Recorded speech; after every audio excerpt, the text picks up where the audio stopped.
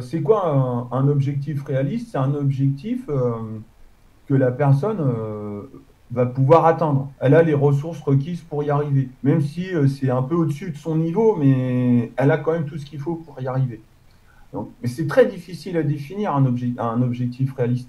Alors, dans la relation parent-enfant, je pense que c'est pas forcément très compliqué là. En revanche, dans la situation prof face à une classe, là, c'est compliqué. Parce que ce qui est réaliste pour l'un n'est pas forcément réaliste pour l'autre.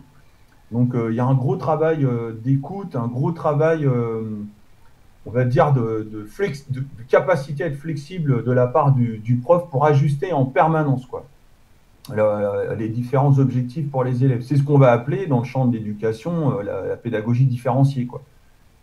Mais c'est difficile à mettre en œuvre. Alors, sachant que, attention, au cas où il y aurait des enseignants parmi vous, moi j'ai été 18 ans prof en établissement scolaire et après j'ai formé des profs dans un INSPE pendant un certain temps, enfin, ancien IUFM, SP, et ainsi de suite.